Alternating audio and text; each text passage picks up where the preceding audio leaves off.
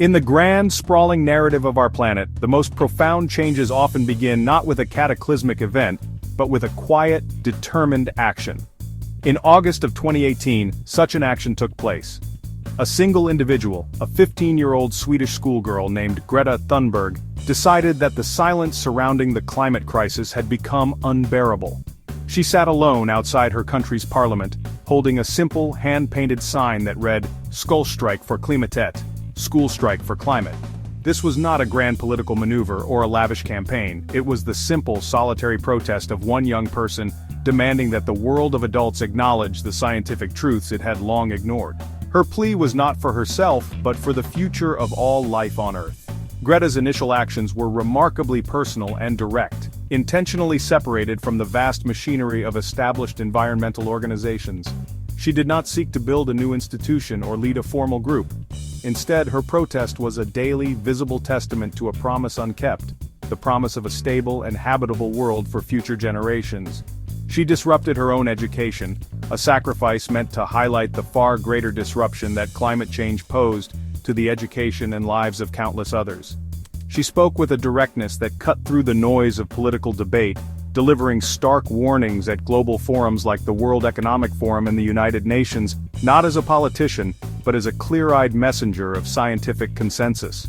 Her methods were deliberately chosen to reflect her message. To attend summits in the Americas in 2019, she famously eschewed air travel, opting instead to cross the turbulent Atlantic Ocean in a zero-emissions racing yacht. This journey was a powerful symbol, a physical demonstration of the lengths one might go to in order to live by one's principles. It was a stark contrast to the casual, carbon-heavy travel often undertaken by world leaders on their way to discuss the very emissions they were producing. Her actions were a form of living theater, designed to make the abstract concept of a carbon footprint tangible, visible, and deeply personal to a global audience that had grown accustomed to complacency. However, it is crucial to understand that in this initial phase, Greta Thunberg held no official power. She passed no laws, signed no treaties, and commanded no budgets. Her direct, measurable benefits in the cold, hard currency of legislative change or carbon reduction were non-existent. She was a voice, a conscience, and a catalyst, but not a lawmaker. Her foundation, funded by prize money she received, directs resources to charitable causes, but this function is a byproduct, not the core purpose, of her activism. The true power of her stand was not in what she did herself, but in what her actions would inspire others to do. It was the first stone cast into a still pond, its immediate splash small, but its ripples destined to travel far. When we attempt to measure the immediate impact of an individual, we must often use the stark language of mathematics. It is a tool that can feel cold, yet it offers a form of clarity. If we look only at Greta Thunberg's personal actions, isolated from the global reaction they would later provoke, we can construct a simple benefit-to-cost ratio. The benefit side of this equation, in terms of direct carbon reduction or policy passed, is zero. Her solitary protest and speeches did not, in and of themselves, remove a single ton of carbon from the atmosphere. They were appeals for action, not the action itself. This is a fundamental point to grasp when analyzing the chain of events that followed. On the cost side of the ledger, we find a measurable figure. Her symbolic 2019 transatlantic sailing trip, while emitting no carbon from the vessel itself, was not without an environmental footprint. To facilitate the journey and return the boat and its primary skipper, several crew members had to take transatlantic flights.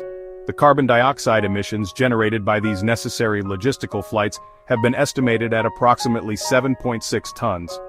This is a modest figure in the grand scheme of global emissions, but in an equation where the direct benefit is zero, any cost, no matter how small, results in a net loss. This is the paradox of symbolic action when viewed in complete isolation. Therefore, if we are to be brutally honest and apply a simple direct calculation, the benefit-to-cost ratio of her isolated personal actions appears strikingly poor. We have a benefit of 0 set against a cost of 1, represented by those 7.6 tons of CO2. The resulting ratio is 0 to 1. This calculation suggests that, when viewed through the narrowest possible lens, her actions came at a net environmental cost. It is a conclusion that feels counterintuitive, yet it is mathematically sound if we refuse to look beyond the immediate and the tangible. It highlights a critical truth. The The power of a catalyst is never found in the catalyst itself, but in the reaction it ignites. This simple, almost disappointing ratio serves as our baseline. It is the starting point from which an extraordinary story of amplification unfolds. It demonstrates that the worth of an idea or a symbolic act cannot be judged by its initial physical cost. No one would measure the value of a seed by its weight alone, ignoring the forest it has the potential to become. Greta's solo stand, with its small but measurable carbon cost, was precisely that, a seed. Its true value would only be revealed when it was planted in the fertile ground of global media and nurtured by the energy of an entire generation. The 0-to-1 ratio is not the end of the story, it is simply the end of the first quiet chapter. The story of Greta Thunberg's impact changes dramatically the moment we introduce a new powerful force, the global media. Her solitary protest, initially a local curiosity, was seized upon by journalists and broadcasters. Her simple sign and unwavering gaze were perfect for the visual age of information. Suddenly, her whisper was no longer confined to the cobblestones of Stockholm, it was amplified into a roar that echoed in newsrooms, on television screens, and across social media feeds on every continent. The media became a vast, planetary-scale echo chamber, taking the sound of one small voice and turning it into a global phenomenon that no one in power could afford to ignore. This amplification, which we can call the Thunberg media phenomenon, was not without its own significant cost. The very act of covering a global story requires immense resources. Journalists, camera crews, and producers were dispatched from around the world to report on her speeches and the protests she inspired. This involved thousands of flights, countless hotel stays, and the operation of satellite trucks and broadcasting equipment, all of which consume energy and generate substantial carbon emissions. The digital distribution of this news, the streaming of videos, the hosting of articles, also requires vast server farms that consume a tremendous amount of electricity. The total carbon cost of this media frenzy is estimated to be in the thousands of tons of CO2, a figure that dwarfs her personal carbon footprint. Yet on the other side of the equation, the benefits of this media amplification began to manifest in the political landscape. The constant widespread coverage of the climate crisis, framed through the compelling narrative of a young activist, fundamentally shifted public discourse. Climate change was no longer a distant, abstract threat discussed in scientific journals. It was an urgent, immediate crisis demanding action. This shift is widely credited with influencing significant political events, most notably the Green Wave seen in the 2019 European Parliament elections. In that election, Green parties saw a surge in support, and youth voter turnout reached record highs, directly altering the composition of a powerful legislative body. The media, therefore, acted as a crucial bridge. It connected the personal sacrifice of one individual to the collective consciousness of millions. While its operations carried a heavy environmental price tag, it also created the conditions for systemic change. It transformed a moral appeal into tangible political pressure. The relentless news coverage ensured that the climate crisis remained at the top of the agenda, forcing politicians to respond not just to scientific reports, but to the palpable anxiety and demands of their constituents, particularly the young people who were now mobilizing in the streets. The media did not create the message, but it ensured the entire world heard it. Let us now return to our mathematical lens and attempt to quantify the impact of this media amplification. The costs, as we have noted, were significant. A conservative estimate might place the carbon footprint of the global media coverage, from flights to digital streaming, at around 10,000 tons of CO2. This is a substantial environmental expenditure, far exceeding the 7.6 tons associated with Greta's personal logistics. If the benefits were not equally substantial, this phase of the story would also represent a net loss for the planet. But here, the benefits begin to take on a tangible, measurable form, moving beyond symbolism and into the realm of policy. To fairly assess the benefit, we can engage in a hypothetical, yet plausible calculation. The Green Wave, in the 2019 European Parliament elections, resulted in a significant increase in the number of representatives committed to strong climate action. If we credit the media's intense focus on Greta and the climate movement with flipping just one single seat in that 751-member parliament to a pro-climate vote, we can begin to estimate the cascading benefits. A single vote can be the deciding factor in passing crucial legislation, such as a directive mandating a modest 0.5% increase in industrial energy efficiency across the European Union. Such a seemingly small legislative change would have enormous consequences. A 0.5% improvement in industrial energy efficiency across the EU could prevent an estimated 1.3 million tons of CO2 from being released into the atmosphere every single year. Over the 5-year term of a European Parliament representative, this single piece of legislation, enabled by a single flipped vote, would amount to a total saving of 6.5 million tons of CO2. Suddenly, the benefit side of our equation has grown from zero into a figure of immense scale, dwarfing the costs associated with both Greta's actions and the media's coverage of them. Now, we can calculate a new benefit-to-cost ratio, this time for the media's role. We compare the benefit, 6.5 million tons of CO2 saved, to the cost of the media coverage, which we estimated at 10,000 tons. The resulting ratio is approximately 650 to 1. For every ton of carbon emitted by the media to cover the story, an estimated 650 tons of carbon were prevented from entering the atmosphere through subsequent political action. This demonstrates the incredible power of information as a lever for change. The media, despite its own environmental footprint, became an overwhelmingly positive force in this specific instance, amplifying a small action into a monumental environmental benefit. The third and most expansive level of impact was the birth of a global movement. Greta Thunberg's solitary strike was the spark, and the media was the wind that fanned the flames, but it was an entire generation of young people who became the fire. Inspired by her example, students from every corner of the globe began their own Fridays for Future strikes. What started with one girl in Stockholm quickly swelled into a vast, decentralized and powerful global youth climate movement. Millions of young people poured into the streets in over 160 countries, from the bustling cities of Europe to small towns in the developing world, demanding that their leaders take the climate crisis seriously. This global mobilization, however, was not without its costs. The sheer scale of the protests led to widespread civic disruption. Streets were blocked, public transport was rerouted, and businesses were interrupted. Managing these massive gatherings required tens of millions of dollars in public funds for policing, security, and subsequent cleanup efforts. Furthermore, the movement inadvertently contributed to a deepening of political polarization, as its uncompromising demands were met with hostility from those with vested interests in the status quo. On a more personal level, the constant focus on climate catastrophe led to a measurable and worrying increase in eco-anxiety among young people, a psychological burden carried by the very generation fighting for its future. Despite these costs, the benefits generated by the movement were transformative, particularly in the world of finance and politics. The sustained public pressure created a powerful new narrative for investors. It became increasingly clear that continuing to fund fossil fuels was not only morally questionable, but also financially risky. This shift in public sentiment is directly correlated with a massive redirection of capital. In Europe alone, over 100 billion euros, equivalent to approximately 110 billion US dollars, was moved into sustainable investment funds in the years following the movement's peak. This was not just a symbolic gesture, it was a fundamental shift in the flow of global money.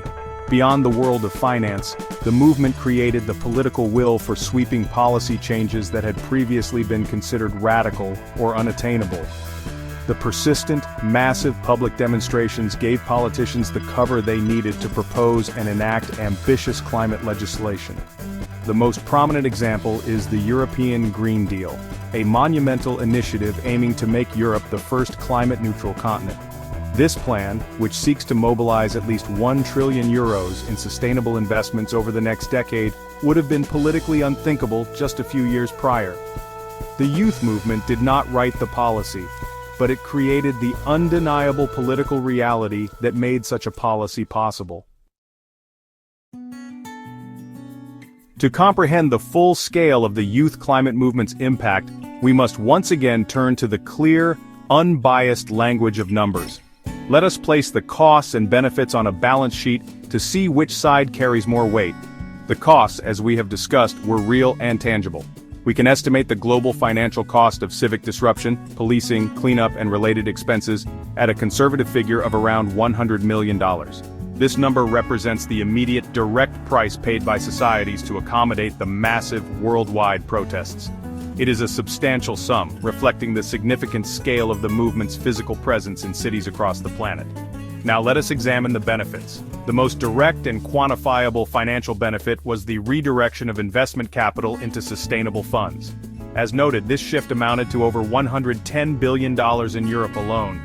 This figure represents money actively moved away from potentially harmful industries and toward those focused on climate solutions and sustainability. It is a powerful indicator of a change in market behavior, driven by the pressure and the moral clarity that the movement brought to the forefront of public and corporate consciousness. This was not a government subsidy. It was a market-driven response to a generation's demands. When we construct the benefit-to-cost ratio for the global movement, the result is astonishing. We compare the $110 billion in redirected sustainable investment, the benefit, to the estimated $100 million in civic disruption costs. When we do this simple division, we arrive at a ratio of approximately 1,100 to 1. For every single dollar spent on managing the protests, the global financial system was influenced to redirect roughly $1,100 toward climate-positive investments. This extraordinary ratio reveals that the financial benefits spurred by the movement overwhelmed its costs by a factor of more than 1,000. This calculation, of course, does not even include the less direct but far larger financial implications of policies like the European Green Deal, which aims to mobilize €1 trillion. Nor does it account for the trillions of dollars in fossil fuel assets that institutions began to divest from, a trend massively accelerated by the movement's pressure. The 1,100 to 1 ratio, as staggering as it is likely a significant underestimate of the true financial and environmental leverage the movement achieved. It proves that collective action, even when disruptive, can be one of the most powerful and efficient engines for profound economic and societal transformation. We now arrive at the final and perhaps most fascinating part of our analysis. We have seen how a small personal action with a net cost was amplified by the media into a positive outcome, which in turn inspired a global movement with an even more staggering positive impact. But how much of that final massive benefit can be attributed back to the single individual who started it all? To answer this, we can use a concept borrowed from the world of invention and creativity: the royalty. An inventor is paid a small percentage of the revenue generated by their invention, acknowledging their role as the catalyst. Let us apply this royalty model to Greta Thunberg. The global youth movement, which she undeniably sparked, helped redirect at least $110 billion into sustainable funds. If we were to assign her a very conservative catalyst royalty of just 0.1%, 0.1%, on this amount, it would attribute a financial benefit of $110 million directly to her initial act. This is not money she received, but a way to quantify the monetary value of her influence as the prime mover in this chain reaction. It is a way to measure the economic power of her original idea, the school strike. Now we can finally complete our first equation. We must compare this staggering benefit to her initial, personal cost. That cost, you may recall, was the carbon footprint of her transatlantic journey, which we can translate into a monetary value. At a typical carbon price of around $200 per ton, her 7.6 tons of CO2 emissions represent a financial cost of approximately $1,520. This minuscule figure is the price of the spark. The benefit, as calculated by our conservative royalty model, is $110 million. It is the value of the fire that followed. The final benefit-to-cost ratio is almost difficult to comprehend. We compare the $110 million benefit to the $1,520 cost. The result is a ratio of approximately 72,000 to 1. For every dollar of environmental cost her personal action incurred, her role as a catalyst generated over $72,000 in climate-positive financial momentum. This simple, powerful number tells the entire story. It shows how one individual with one simple idea, armed only with courage and a belief in science, can trigger a cascade of events that changes the world. It is a profound testament to the fact that on this interconnected planet, no action is too small, and one voice, amplified, can indeed become the roar of a generation.